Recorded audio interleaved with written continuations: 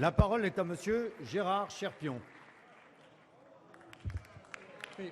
Monsieur le Président, mes chers collègues, ma question s'adresse à Monsieur le ministre du Travail, de l'Emploi et de la Formation professionnelle. Monsieur le ministre, notre Assemblée va commencer l'examen du projet de loi portant création des emplois d'avenir.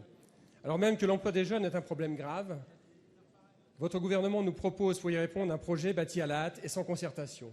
Est-ce la pression des médias, l'impatience des Français qui vous force à agir ainsi, alors que ce projet, qui ne s'appliquera que fin 2012, pouvait être discuté dans les temps, aurait pu permettre au Parlement de faire son travail. Au lieu de cela, nous allons devoir nous exprimer sur un sujet qui n'est abordé que de façon superficielle. Tout cela avec une concertation minimale du Parlement, alors que c'est une des volontés affichées du Président de la République.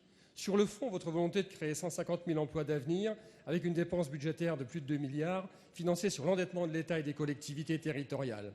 Ce sont ainsi les mêmes jeunes auxquels vous donnez un emploi qui devront le rembourser au travers de la dette de notre pays. Comme l'a dit Pierre Cahuc, économiste, emploi d'avenir, échec à venir. Toutes les études révèlent que les contrats subventionnés dans le secteur public ne jouent pas un rôle de tremplin pour obtenir un emploi. Le gouvernement précédent a fait un effort considérable en concertation avec les régions et le Parlement pour développer l'apprentissage. Avec la même enveloppe budgétaire, il donnait une réponse aux 600 000 jeunes en apprentissage et alternance pour atteindre 800 000 en 2015, et tout cela pour des emplois pérennes, loin des 150 000 CDD que vous apprêtez à créer dans la fonction publique. C'est au contraire en créant un environnement favorable à la reprise économique, en ouvrant l'accès à l'apprentissage, que nous pourrons redonner confiance à ces jeunes.